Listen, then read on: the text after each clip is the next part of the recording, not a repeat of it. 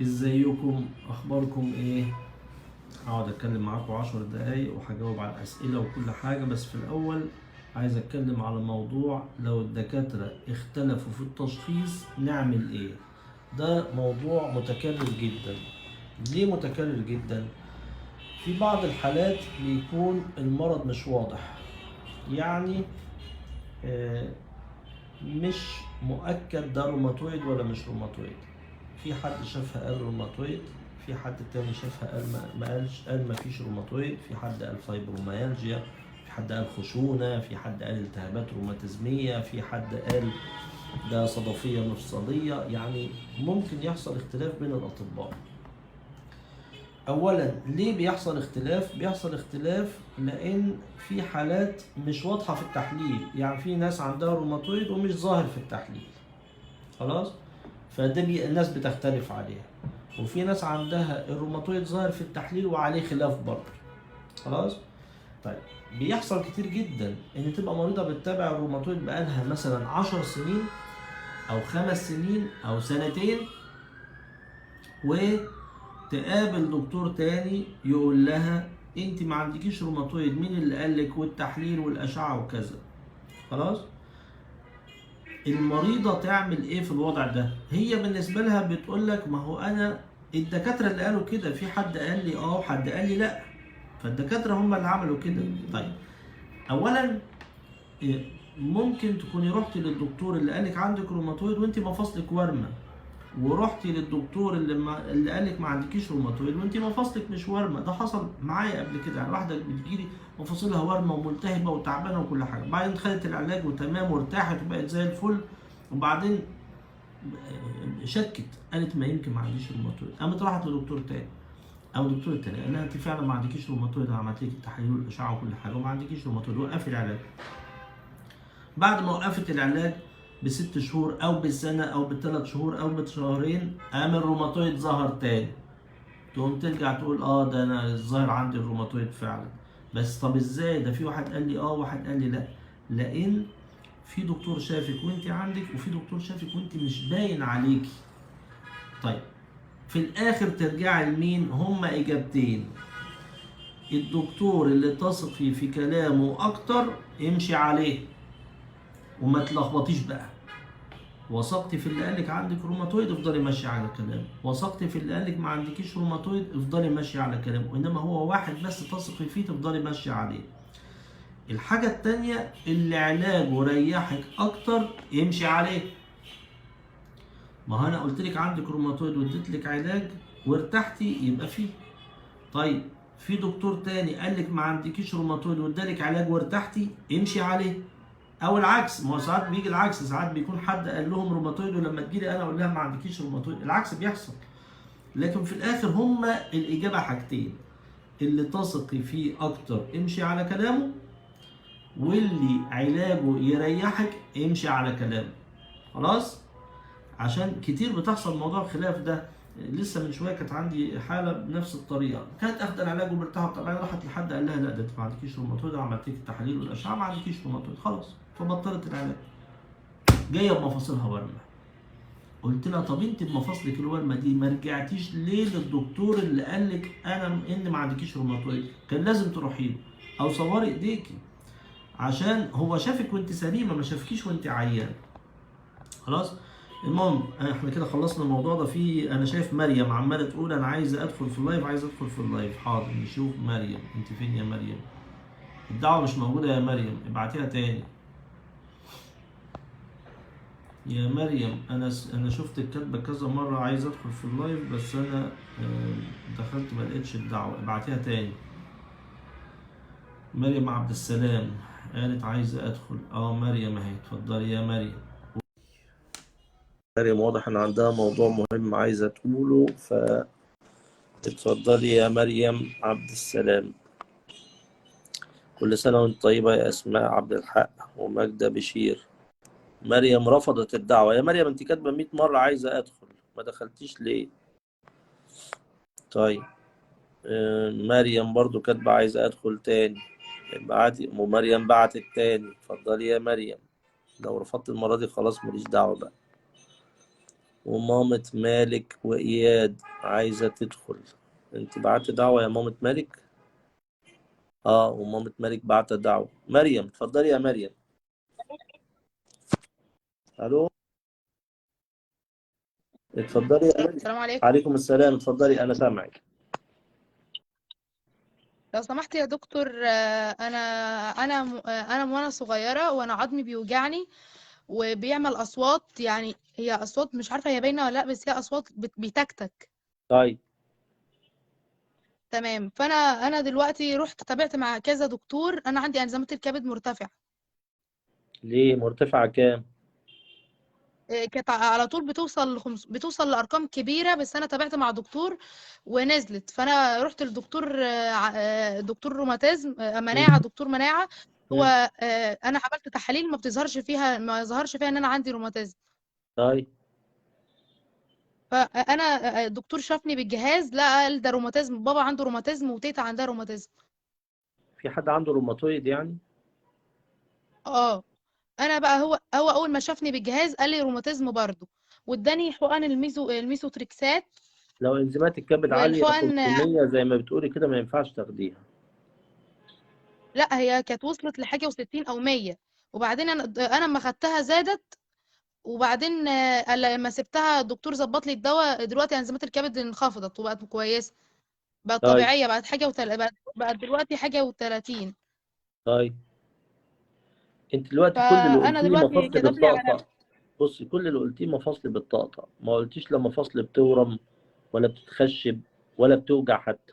لا، بتوجعني ظهري دلوقتي، عم بيوجعني. هو بيقول ان هو زي ما يكون بينحني ظهري ورقبتي لا، ودراعي ده ورجلي. كلام تاني خالص. لو ظهرك بينحني او رقبتك بتنحني يبقى في شك في تيبس فقرات.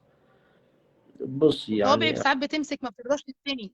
مش هنقدر نحسم لك الموضوع بالتليفون كده يا مريم. دي لازم الدكتور اللي هيشوفك هو اللي هيقرر، لان احنا محتاجين نشوف التحاليل شكلها ايه، ومحتاجين نشوف مفاصلك شكلها ايه عشان نقدر نحكم انت عندك ايه بالظبط.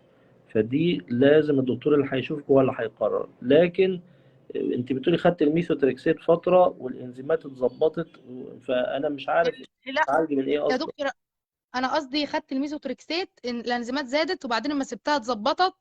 وكان كتب لي على ثلاثوبيرين. سلازوفرين. اه. هو دلوقتي ناقص في السوق وجبت البديل، بس ما بيعملش معايا اي حاجه. الحقن كانت بتخلي ما كنتش بحس بالم لما كنت باخدها. لما يعني سبتها دلوقتي يعني عاد الالم يزيد. الميثوتريكسيت كانت مريحاكي؟ اه. وانا كانت ما مريحاكي سبتها في دلوقتي مفاصل ايه؟ في تعبت. مفاصل ايه؟ لا، انا دلوقتي جسمي دلوقتي كله تعبانة من بيوجعني، ايه؟ ارهاق مم؟ شديد. هو الدكتور شخصني روماتيزم، ارهاق شديد، وجسمي كله بيوجعني، طيب. وصوابعي طب وركبي بص، وكل حاجه. بصي، ما هو ما دام الدكتور مشخصك روماتيزم وادالك الميثوتريكسيت وارتحتي على الميثوتريكسيت يبقى محتاجة تمشي عليها. حتى لو الانزيمات ارتفعت ل 60 او ل 100 بناخد ادوية تنزلها وتمشي عليها. لكن انا يعني باخد ادويه تبع مع دكتور باطنه، بتابع مع دكتور باطنه. ودلوقتي قال لي انت يعني قربت من الطبيعيه، الانزيمات قربت بقت طبيعيه خالص. انا ارجع اكلم الدكتور واخليه يكتب لي ترجعي الميزوتريكسين تاني. ترجعي لدكتور الروماتيزم وخدي الميثوتريكسيت تاني مع ادوية الكبد في نفس الوقت، لان 60 و100 رقم ما يقلقش، ما تخافيش منه. اه، ما هو خلاص. دلوقتي عدد حاجه و30 اتظبطت. طيب خلاص، لا تابع مع دكتور الروماتيزم بتاعك ما دام الميثوتريكسيت مريحاكي. خلاص. تمام. شكرا مع يا دكتور. السلامة، مع السلامة. الله يسلم حضرتك، شكرا. طيب، مامة مالك. مامة مالك اتفضلي يا مامة مالك. مامة مالك عايزة تقول ايه؟ في أم مالك وفي مامة مالك. أم مالك، مامة مالك اللي عايزة تدخل. اتفضلي. كل سنة وانت طيبة. أمل فتحي. حاضر يا مامة مالك وإياد، أنا بعتلك دعوة اقبليها. الفايبروميالجيا سارة محمد. الفايبروميالجيا هو التهاب عضلات عصبي، بتبقى أوجاع في الجسم كله نتيجة فترة طويلة من التوتر أو العصبية أو الزعل الكتير. الأوجاع بيكون كتير معاها قولون عصبي، بيكون معاها قلق في النوم، بيكون معاها صداع. طيب. أنا أصلا أصلية، عاوز أوصل، يعني إيه عاوز توصل لي؟ يعني عايز تعمل إيه؟ يعني مش عارف. خلاص مريم خلصناها، ومامة مالك أو ملك ما قبلتش الدعوة وما دخلتش. مامة مالك وإياد، أنا بعتلك تاني يا مامة مالك وإياد. عزة هلال، شكرا يا عزة. فضيلة وجدي، كل سنة وانتم طيبين. زهرة جاب الله بتقول ممكن أدخل في اللايف؟ طيب زهرة جاب الله، حاضر، اتفضلي يا زهرة. فاطمة السعداوي بتقول لو CRP عالي أعمل إيه؟ نعالج السبب. السلام عليكم. ايه يا الاكتئاب دكتور؟ يتعالج. اتفضلي، أهلا وسهلا. الو. اتفضلي أنا سامعك. من اتفضلي أنا سامعك.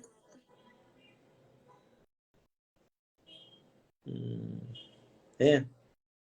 قولي. ان كل الدكاتره اللي رحت لها أنا سامعك، قولي. 50% قال ان ده روماتويد و50% قال مش روماتويد. الصوت بيقطع وأنا مش سامع اللي أنت قلتيه، ما سمعتش أي حاجة. بقول لحضرتك انا مريضه روماتويد من 8 سنين او 9 سنين تقريبا. تمام. والدتي بقالها 28 سنه روماتويد، وبنت خالتي تمام ماشي. مريضه. يعني طيب. في هيستوري كبير في العيله بنفس المرض. طيب. مشكلتي ان انا رحت لدكاتره كتير جدا، 50% قال ان ده روماتويد و50% قال مش روماتويد. بتظهر في طيب. التحاليل بنسب كبيره جدا، يعني مخيفه. انا طيب. بعمل الار اف بيعدي ال1000 طيب. في اكتر من معمل.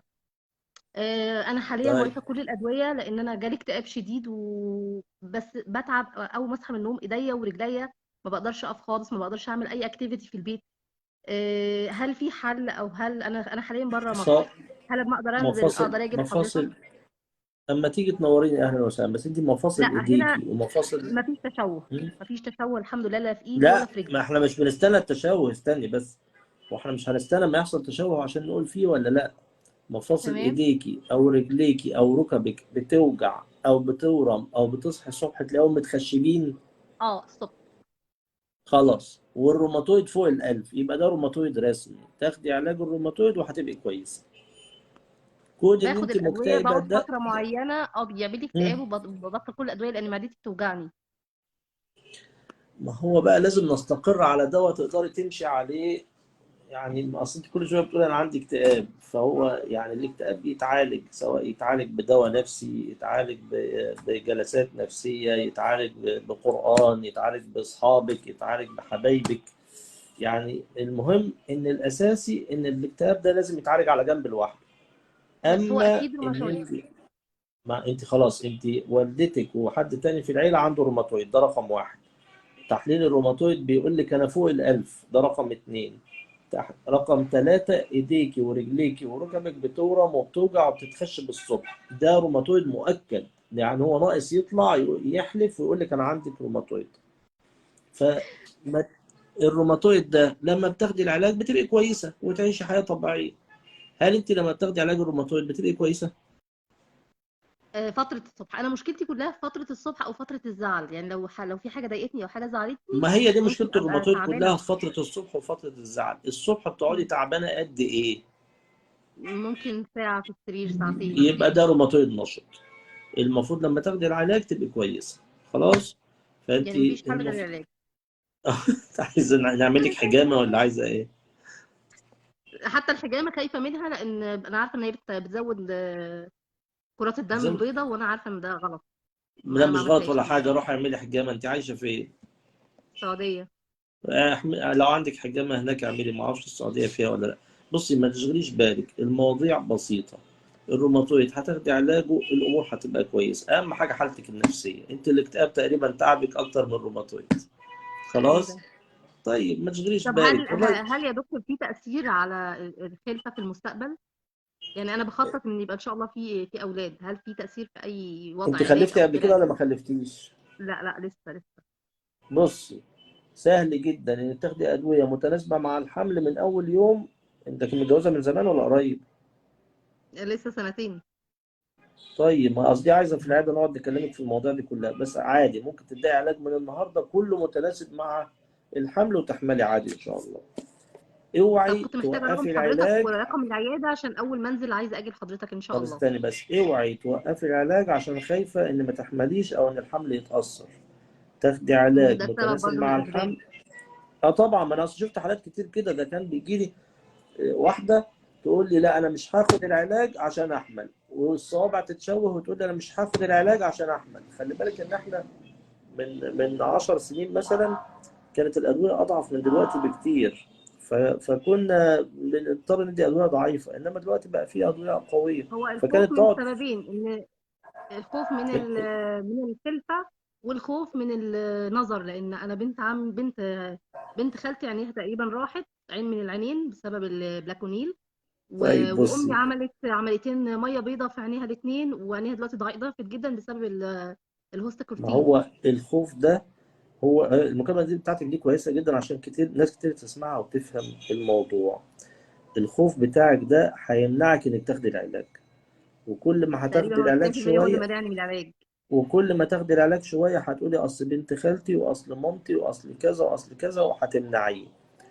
لكن هما لازم ياخدوا العلاج. حتى لو العلاج بيأثر على عين بنوقفه وناخد علاج غيره. خلاص. والبلاكونيل، عشان كلمة البلاكونيل بيأثر عندي كلمة خطيرة. البلاكونيل احنا بناخده بانتظام. لو في أي حاجة من العين بنروح نكشف قاع عين، لقى حاجة يقول لنا، ما لقاش حاجة يبقى ناخد البلاكونيل عادي. خلاص. تمام. خايفين قوي بنعمل كل سنة كشف قاع عين نطمن العين تمام ناخد البلاكونيل، لأن دلوقتي هيبقى عندك عقدة من البلاكونيل، والبلاكونيل ما بيعملش مية بيضة. البلاكونيل بيعمل ترسبات في قاع العين فقط.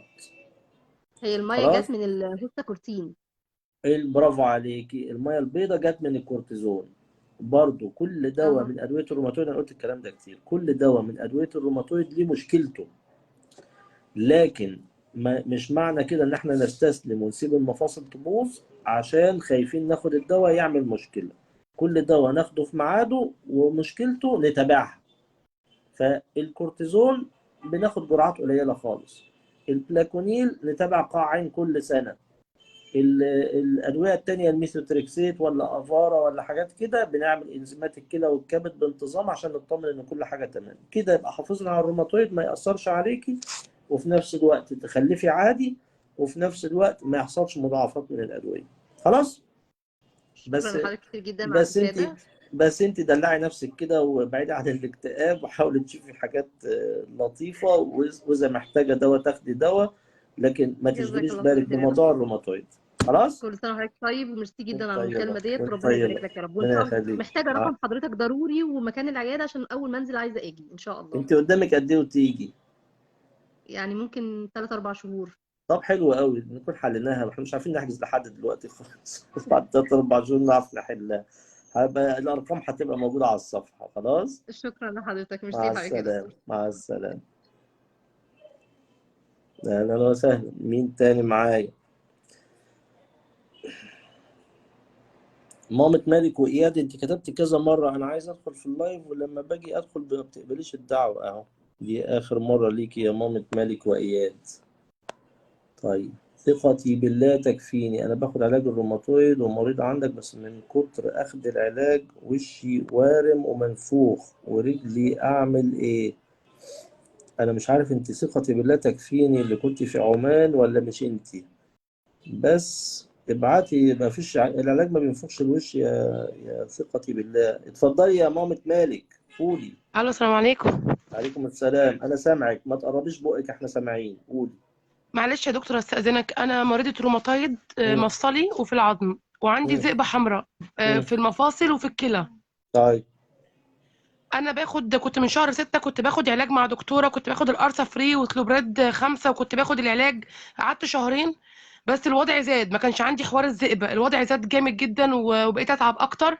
رحت غيرت لدكتوره تانية، ادتني دواء اسمه برشام اسمه اميران وسولوبريد 5 وكالسيوم وفيتامين.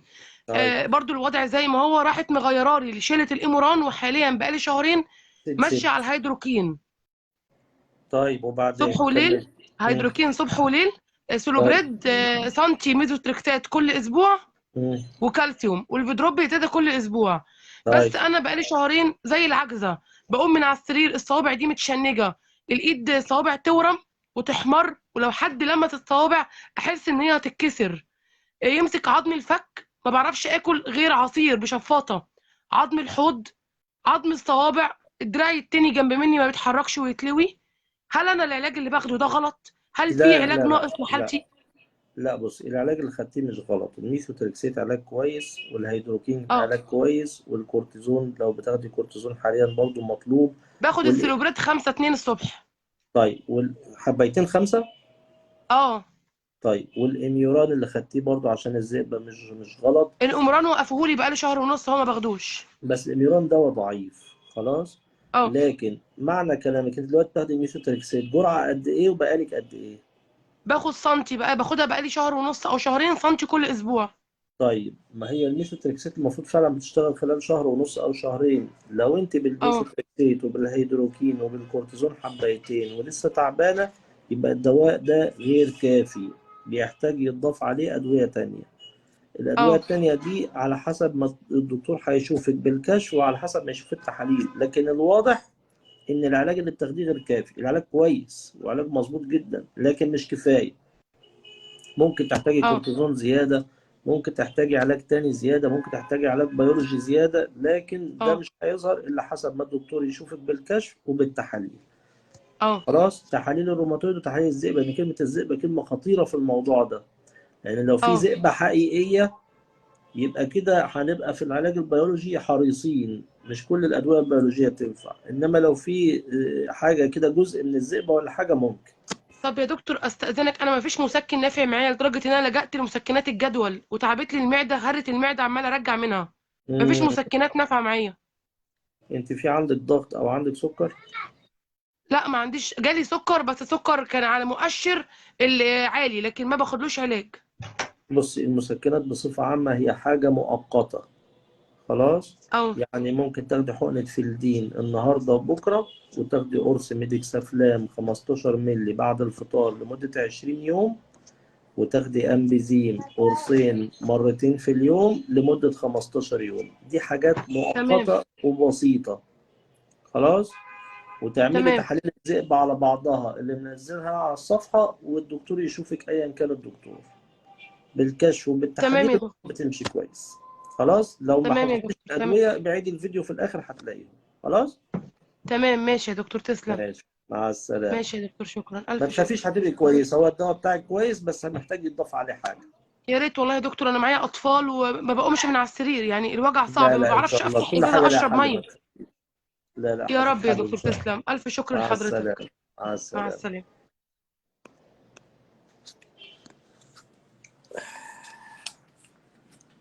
العطر المحمدي: هل يجتمع الروماتويد والصدفية معا في نفس الشخص؟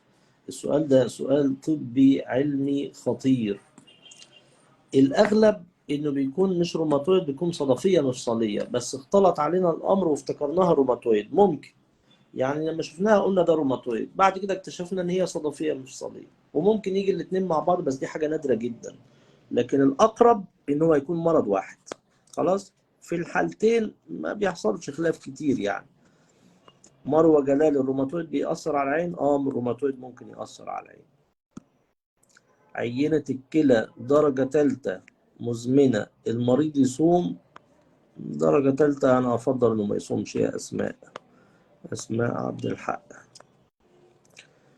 لو الدكاترة اختلفوا في تشخيص الروماتويد، إيه اللي يقطع الشك باليقين؟ صفاء عرفة: هو اللي أنا قلته في الأول، ما فيش حاجة هتقطع الشك باليقين غير الثقة في دكتور واحد من الاثنين أو الثلاثة أو الأربعة اللي شافتهم، واللي يجيب نتيجة كويسة. خلاص. طيب، مين تاني؟ مودي عايزة أحجز، وقلت لك خدي سكرين وابعتي. إزاي؟ لو قلت لك خدي سكرين وابعتي لازم يردوا عليك. مودي.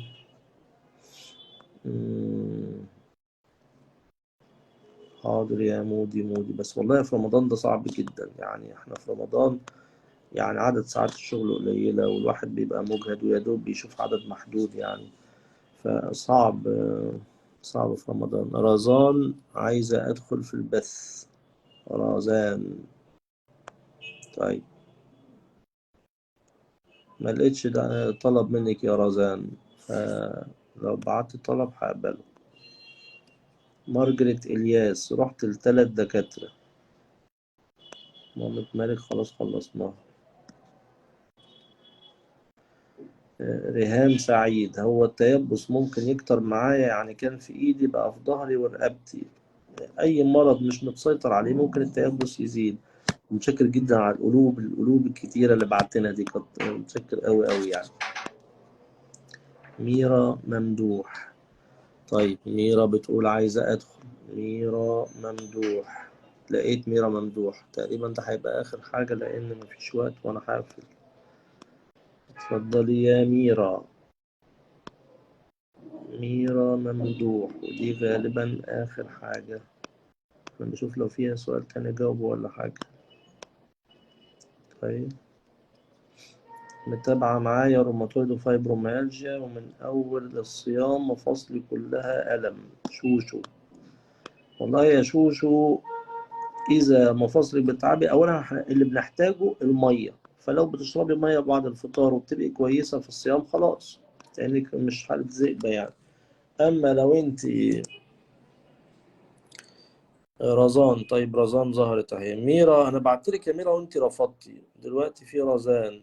نشوف رزان. وميرا انا بعتلك وانت ما قبلتيش يا ميرا. ميرا ممدوح. يبقى هتشربي ميه، الحاله اللي كانت روماتويد وفايبروميالجيا، تشربي ميه بعد الفطار. لقيتي نفسك بتتعبي برضو في الصيام يبقى من حقك تفطري.